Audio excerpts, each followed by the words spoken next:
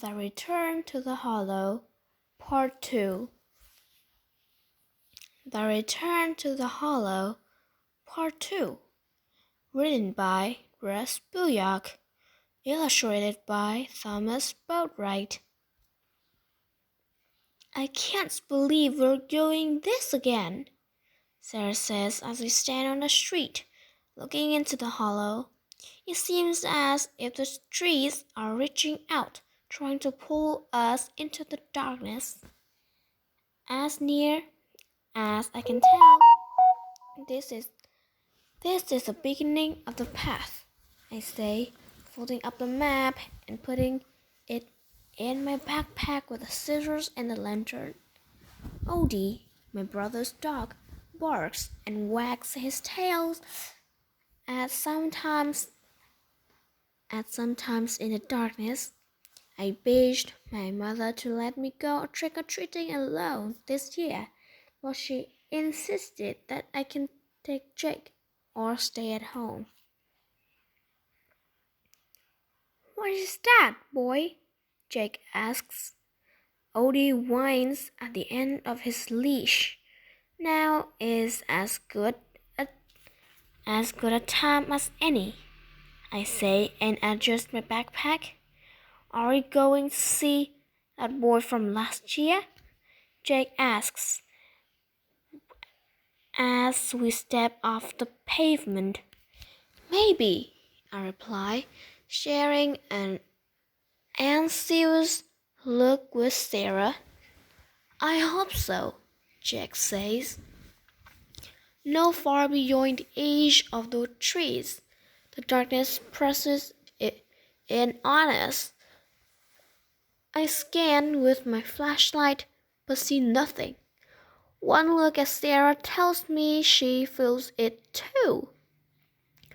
The forest seems to have even more skeletal branches than last year pulling at our clothes.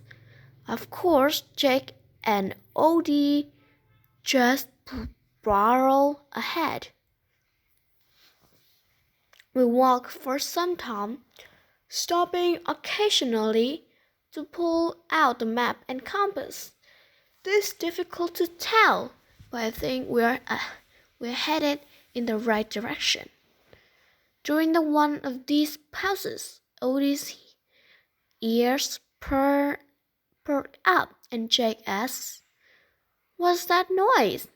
Sarah and I both stand still, and then we hear it, a child humming. Moving quickly and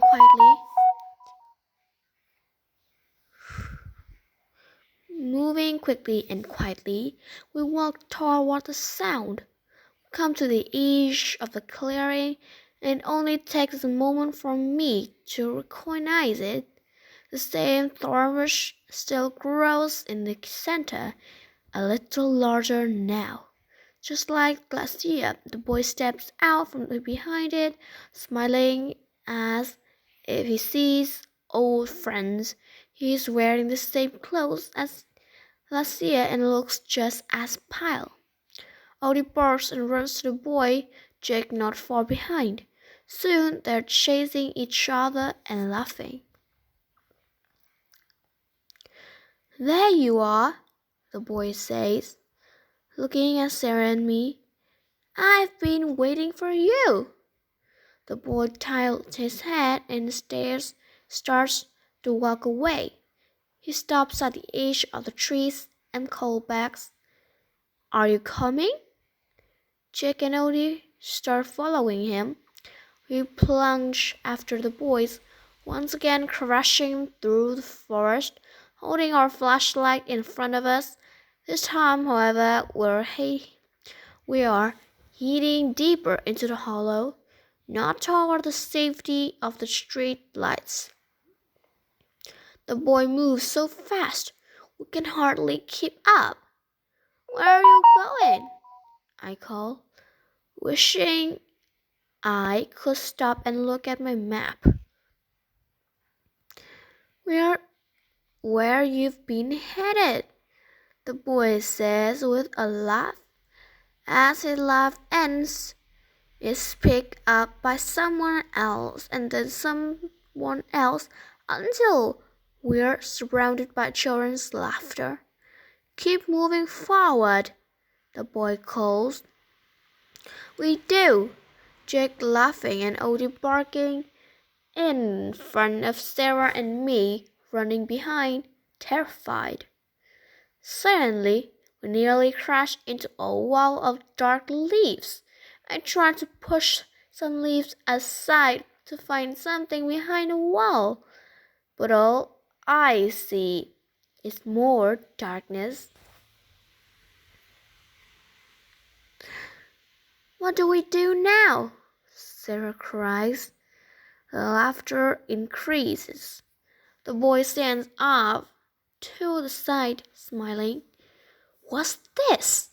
Jake asks.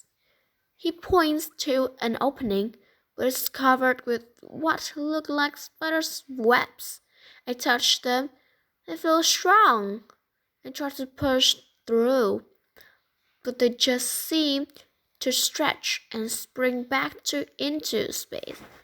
I think I hear something hissing in the leaves, but I can't be sure with all the laughing children. Keep moving forward, the boy says, standing beside the opening. I feel Sarah unzipping my backpack. She steps forward, brandishing the scissors and snipping her way through the webs. We follow Sarah as she cuts a path up a step bank. Quickly shine my light around and see what look like hundreds of small black eyes staring at us. I keep moving, not waiting to know what they belong to. I climb up another bank and come out on the other side, brushing the clanging webs from our clothes. This way, the boy says and runs off again. Who are you? Sarah asks, but the boy doesn't answer. He moves slower through the woods now, which is good because the underbrush is thick. I feel as though we're being watched. Laughter is quieter now, but somehow that makes it more menacing. The wall we pass it through sometimes appears right beside us, and at other times we can just make it out through the trees. The wall of leaves, I whisper to Sarah. It twists and turns, almost like a river. She interrupts. Where are the other kids? Jake asks. They're coming, the boy replies. Something about this makes me feel more anxious. Suddenly, the boy turns a corner and it's gone. We can't see where, but before us it what looks like a giant tree, the trunk of which is surrounded by thick vines with huge leaves. The laughter's closer now. Jake and Odie are looking around as if they hear it for the first time. I don't know what to do or where to go. I want to curl up in the leaves and hide, but I can't. I look at Sarah. Her determined expression as she looks at this giant tree makes me pause. I've never seen her like this. She looks almost brave.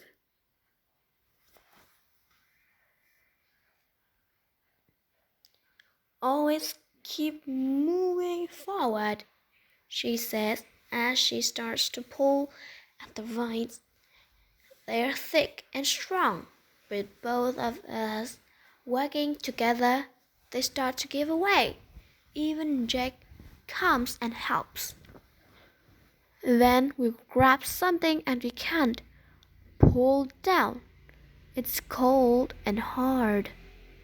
It's a metal hook, she says, to hang something off. The laughter is even closer now, and I swear I can see the underbrush moving around us. Everything in its place. I hear Sarah say, "Give me the lantern." I open my backpack and hand the lantern to her. "I think we need to light it," she says. "I don't have matches," I replies. "Don't play with matches," Jack says. "I learned from a book how to start a fire in an emergency." He drops to his hands and knees and starts combing along the ground. "Aha!" Jack exclaims and runs over with two blinding-looking rocks. Sarah opens the lantern and Jack grabs the rock together, setting us sparks flying. After a few tries, a small flame catches on the oil-soaked wick. Sarah closes the door and places the lantern on the hook. The movement and laughter are very close now. Odie starts to bark at the way. It's a happy bark, as if he's found something. We turn around to see the lamplight reflecting dimly off a door handle and we hadn't seen before. Sarah and I turn it and push. With a loud crack, it wings inward. Jack and Odie rush inside. Sarah and I look at each other. She gives me a knowing smirk and nods before crawling into the opening through the vines. I wait until she's clear. The leaves right next to me are moving now, and I think I can hear what sound like little feet. "Come on!" I hear Sarah yell, and I dive through the vines as Sarah slams the door shut behind me. Glossary.